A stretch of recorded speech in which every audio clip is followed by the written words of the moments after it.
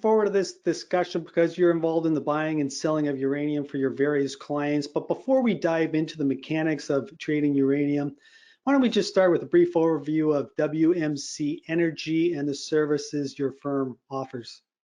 Yeah, we're a commodity merchant based in Amsterdam, Holland. So, and that meaning, essentially, we arrange for supply contracts, financing solutions, and risk management when it comes to commodities for a large range of customers.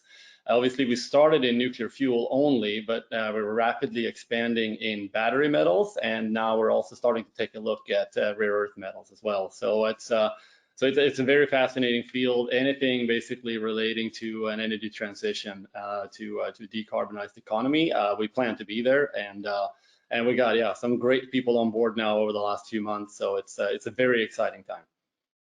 And what about yourself? What exactly do you do at WMC? I'm in the nuclear, as part of the nuclear fuels team. I obviously buy and sell a bit of uranium, buying quite a lot of uranium on Sprott for the last 18 months here.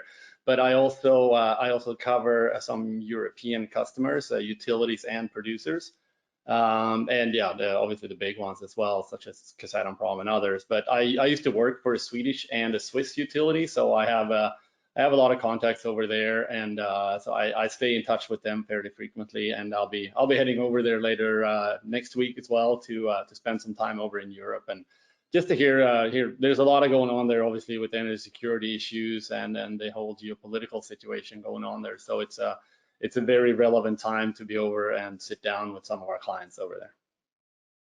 I want to get a better sense of what you do on a day-to-day basis. Maybe you can take us through this. You just mentioned that you have a couple of utilities as clients.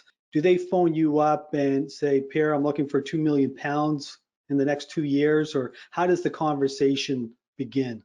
Yeah, it's the nuclear fuel market is it's at a snail's pace, I would say. Even for our standards, it's very rapid moving right now, but it's a traditional transaction in the nuclear fuel market. It's months in the making. So it's if they need material, that's something you sort of on a bilateral basis, you discuss it over a few weeks. You come over and have a visit, sit down with them, or meet each other at some of the main conferences we have spread out throughout the year.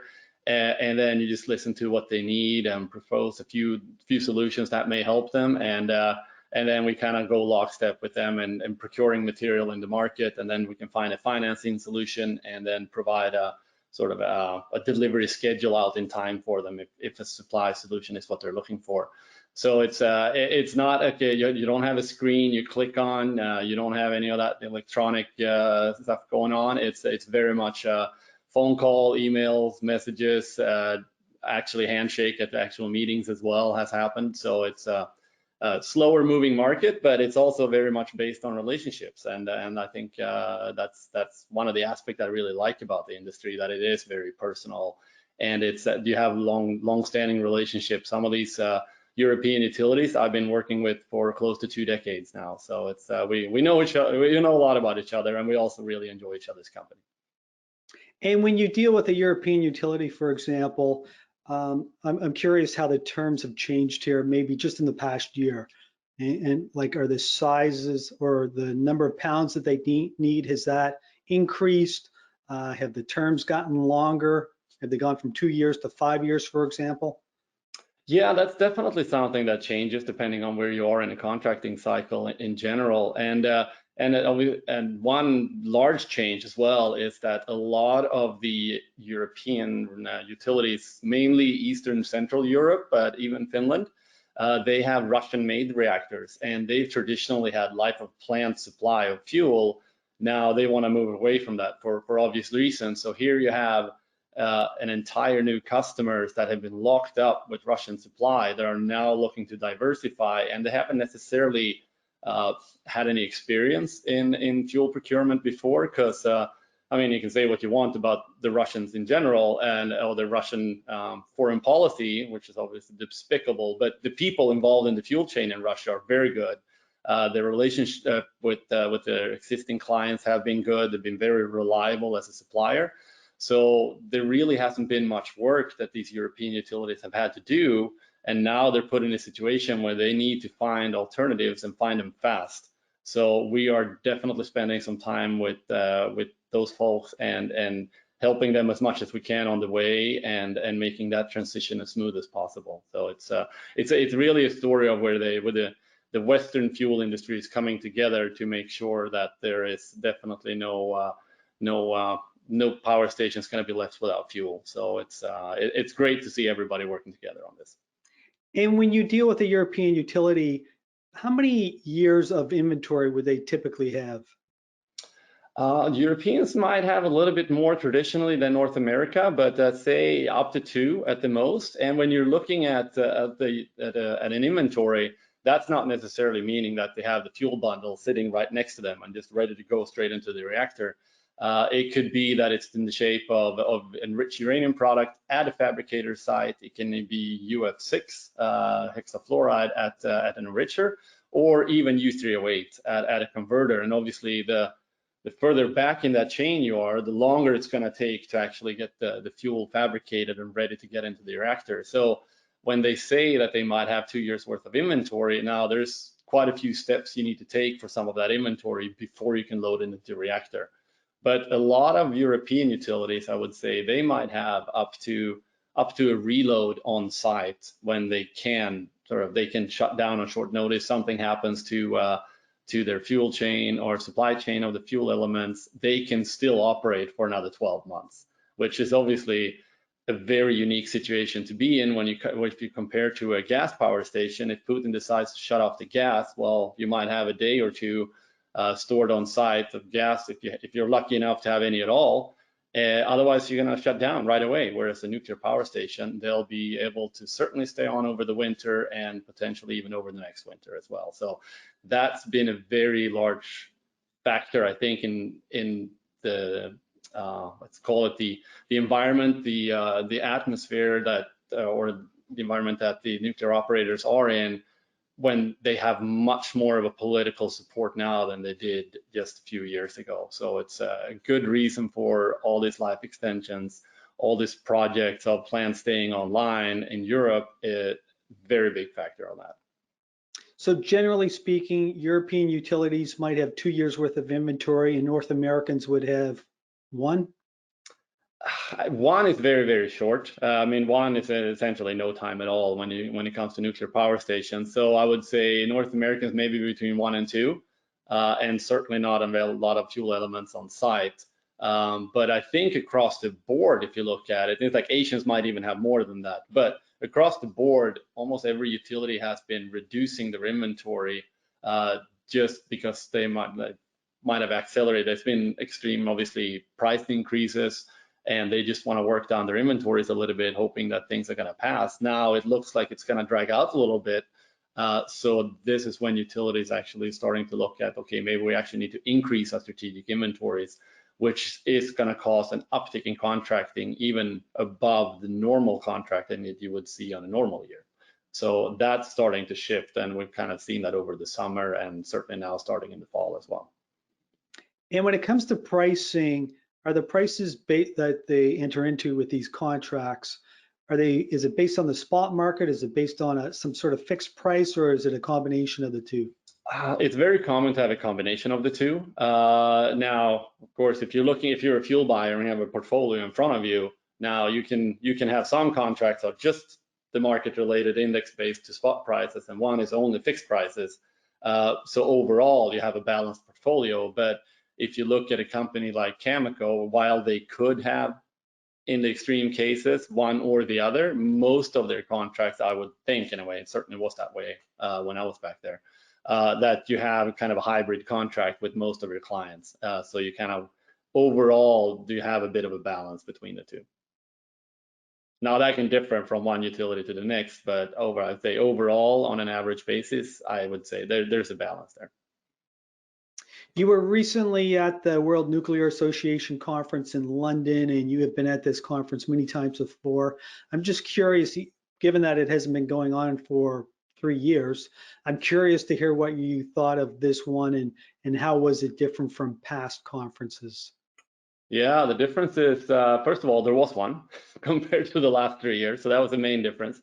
And then even seeing people there, I mean, the atmosphere was so, of course, you have the overhang of the security situation in Europe, but overall, the atmosphere is so positive. We've never seen this support, this global support, media interest, and just good atmosphere in general for nuclear energy, with decommissioned power stations possibly being brought online again, life extensions, SMRs, new builds everywhere. It really is it's a really good time for the industry, and it almost feels like finally people are getting it. We don't have to explain or have to defend ourselves all the time. Now it's more like, how fast can you come online? So that's a very big difference. And I was kind of joking when I was talking to some other folks a couple of days ago that when you say you haven't seen someone for 3 years, I wonder how they changed and might look older. Across the board, I would almost say people look younger because they're so much happier now. They really feel like finally this is our time, and we want to deliver. So everybody's up to the challenge and ready to roll up our sleeves and just sort of produce as much low carbon electricity as humanly possible. So it was a very upbeat, good atmosphere. Many of our presenters today were also at the conference, but in a totally different capacity than you. And just given the nature of your business, your conversations with utilities would be very unique. And I'm just kind of curious, I know you can't go into details, but if there was one concern that you kept hearing from utilities, what would it be? Yeah, I think main concern there, and we can have very open discussions with them, considering we're not sort of a pure just a supplier and that's it. So we can have a little bit more of an open conversation with each other, and certainly give advice where possible. And I would say it is really focused on enrichment and conversion at this time. Certainly conversion. I mean, enrichment, you can, as you might well aware, enrichers can create more enrichment by overfeeding. But the bottleneck in this chain, there is a risk that there will be a shortage of conversion. So that is certainly a concern for utilities. Or if you're looking at, I'm going to make my supply chain as solid as possible and my supply portfolio contracts, you got to look at conversion right now. So that clearly is a main focus for them. And do you think there's a sense of urgency or maybe a sense of panic when you speak to them? Panic is a strong word, and it's that there definitely no one is panicking. Like you have like I mentioned, the ones with the Russian designed reactors that now have to go and completely procure with new vendors. They're not panicking. They're just very focused on what they're doing, and they can still have deliveries come from Russia. It may happen in some cases. So that can alleviate some of the pain, but it's clearly it is a source of concern. But very few, I would say, if anyone in this industry panics. It's panicking in the nuclear industry probably means that someone is just not stopping for a coffee break and working a little bit more focused. So it's just really eyes on the prize, eyes on the ball, and make sure that those fuel elements get there in time. But you still have a couple of years to get that. But it's certainly it's a different kind of focus there for sure. And are U.S. utilities still acquiring Russian enrichment and conversion? To my knowledge, yes, they are. Obviously, there was a shipment with enriched uranium product from St. Petersburg. There was a Canadian vessel, I believe, that was held up for a few days, and I'm sure there was a couple of fuel buyers here in the U.S. who choked on their coffee for a few days there, but it was solved. But the U.S. utilities that have Russia supply contracts, they are taking deliveries, to my knowledge, yes. And do you see a new contracting cycle starting soon, or do you think it's already started? I would say, I mean, the contracting cycle is more or less continuous, I think. Now, there might be that, as I referred to, that push to expand your strategic inventory, so that may speed up or at least beef up the tenders that you do see. And as far as enrichment and conversion goes, we have definitely seen that. And I am quite certain that there are bilateral discussions going on with the large uranium suppliers like Cameco or Kazatomprom. Saw Grant Isaac commented in an article in Financial Times that they'll have on track to have their busiest contracting year since Fukushima. And I believe that would make absolute perfect sense. You're just not going to see it until the contracts are signed in Cameco's numbers. But these things can take months to negotiate until you actually get it inked on paper. So I'm sure the marketing team at Cameco is very, very busy. So I'm glad you brought that up. When it comes to long-term contracting on the year, I believe we're around 78 or 80 million pounds. Where do you see us finishing up come year end? Are we going to hit 100 million pounds? I think it's very possible, absolutely. As I referred to, like there are discussions going on right now that may not be agreed to until next year, so it could certainly spill over to next year. But I would still expect it to get to 100 million pounds, and I think it'll be off to a flying start next year, though, when some of these negotiations will come across the finishing line too. So it's definitely going to be, if you look at a moving average, you're going to see over the next few years, there'll definitely be an increase, sort of a step up in those levels. There's many people out there suggesting that U.S. utilities and also European utilities will be caught off guard with what's happening in the spot market and also the long-term market, and that there might be a short squeeze here in the coming months. Do you believe this is the case? Do you think, like, the utilities, do they know what they're doing when it comes to buying fuel? Yeah, I mean, absolutely. I think, I mean, I follow Twitter too, so I see these voices, and it's mostly entertaining. Some of the people really know what they're talking about. Absolutely, there's some very knowledgeable people there. There are clearly also a very large contingency of people that are just speaking their book, whether they're long or short. And so I do it mostly for entertainment. But I've seen those comments too, and having worked with fuel buyers for up to 2 decades, yeah, I wouldn't hold my breath for a short squeeze based on that. They are very good at what they're doing, these fuel buyers, and like I said, no one's panicking here. You might step up your contracting a little bit and come up for more tenders, but the uranium that you're contracting for now, you actually don't need, 2, 3, 4 years out in time. So no one's really getting squeezed. And also I had a conversation with some of my former colleagues, and I also know, because I worked at a utility and know what the production costs are, and I also know what the electricity prices are in Europe right now.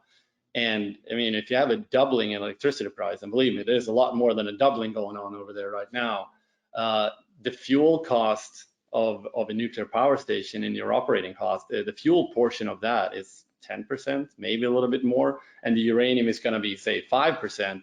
So if you have a doubling in electricity price, well, you can do the math. Uranium can be a lot more than $100 a pound, and you'll still be buying it, and you'll do just fine. So they're not going to panic anytime soon. They're going to make sure that they have the fuel, and I have no doubt that they'll make sure that they do have it. And I think that's the reason why they're focusing on conversion, because that actually can run out.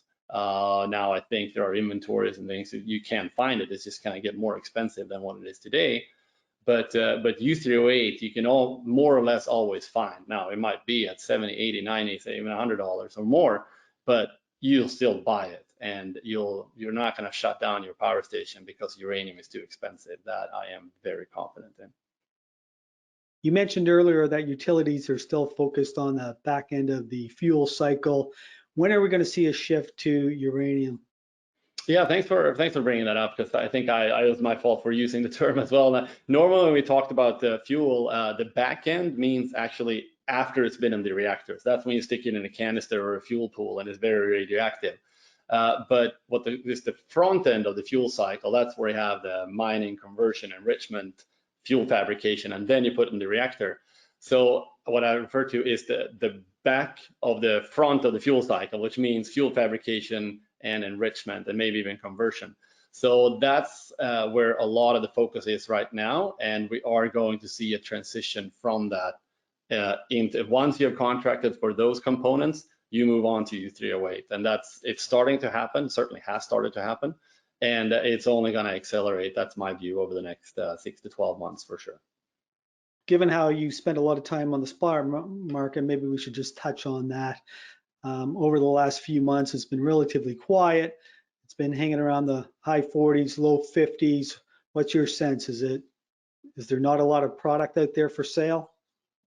I know for a fact that there's not a lot of products for sale because I tried and it actually was pretty hard even to buy a few £100,000 from time to time. So, I mean, if you compare it to 12 months ago, we were very busy with Sprott at that point, just buying, hundreds of thousands of pounds every day. And it wasn't a problem to find £1 million in a couple of days, easy, more or less. If you were to do that today, first of all, I don't think I could find £1 million in one day. And even if I tried and succeeded, you would see easily a $5 bump up in price. So it's a very different environment today than it is yesterday, or last year. So we're definitely set up for an interesting fall. Utilities are buying in the spot market if the prices become low enough. We saw it when it dipped in below 50 here a few days ago. Utilities are in there buying, and suppliers are too. I mean, you're going to see a Cameco or a Kazatomprom if they look, oh, well, this is cheap, we might as well buy instead of and let's beef up our inventory a little bit and sell it at some later point. So that will certainly have an impact. And then the big uncertainty as well is, at some point, is the nuclear fuel equity side of things going to decouple from the overall just bearish sentiment? And obviously markets are just down day after day with fears of inflation and everything else. Now, if there was to be a push into a spot, for example, or any other fund that holds physical uranium, that could have a very big impact on price. And it's like, I just know, if I don't expect it to be as busy as it was last fall, but if it was, uranium is going to move a lot. It's going to move very far, and it's going to move very fast. So it's a very different situation than it was a year ago. Pierre, as we wrap up, you've been involved in the nuclear energy business for many decades now. Have you ever seen a time when it's been this positive, this bullish? I know I was asked a question about a year ago, I think, on an interview, and I said, like, it's never been that positive. It's just going, the amount of news you got even back then on a weekly basis, what happened every few months before, and now I would say it's twice as positive as it was at least last year. It's really building momentum, and the fundamentals are there this time around. You have it's not just targets that people are talking about in countries and legislations. It's actually net zero legislation coming in there, and it's just I don't see it stopping. And you're talking about large scale deployment of SMRs, for example. I always thought that's 20 years out in time. Now I'm starting to think that's probably only 10 years out in time. And if it's only 10 years out in time, that means it's going to affect the uranium market 5-6 years from now, and people need to start planning for that. So it is changing, and it's changing fast. And one of the best news, I think, it's and that might be because of the Inflation Reduction Act that was passed here in the U.S. But you have first of all, the reactor in California that are going to stay on now for some time, 5-10 years. But you have the Palisades reactor in Michigan that was already handed over from the operator to the company that was actually going to decommission it. And the company that was going to decommission it, they are actually filing an operating license. So they're going to fire it back up. So the funds that they took over to decommission the plant, they're going to use to keep it running now. And then obviously they'll make sure they can replenish the decommissioning fund, and they will do that and then some. But it's such a good story, and you see an immediate impact that some of this political environment is having, and it really is. Yeah, the fundamental support for nuclear energy is there, and it's not just for the industry anymore. Now it's like you obviously have investors chiming in, you have media, and you have policymakers. So it's I think it feels like it's for real this time. So it's been around for 20 years, but it really feels positive. So in spite of all the turmoil we're seeing in global markets in the month of September, and also I guess in the last few months, but you're still very positive, and I guess your message to investors would be patient. That's all I can do. Like, as far as the fundamentals go, it's never been better, and obviously it's like it's never fun to look at your phone and just see red everywhere. But I'm afraid that is everywhere right now these days. So it's more just where you're going to put it, and then if you really take a step back and look overall S&P 500 versus some of the nuclear fuel equities over the last few months, I think it looks as good as you can get. It certainly looks stronger anyway. So it's I'm patient. I'm a patient person. I work in the industry, so and obviously I'm very closely tied into the nuclear fuel market. But it's even if you weren't, then please educate yourself, read up where you can, and listen to conferences such as this. I think it's a great forum to get the word out, and I think you're doing a great job, Jimmy. But it's yeah, educate yourself, and yeah, I would encourage you to be patient anyway. Well, Pierre, I want to thank you very much for spending time with us today. Those were great insights, and I do appreciate it. Thank you. Thanks, Jimmy. Happy to help anytime.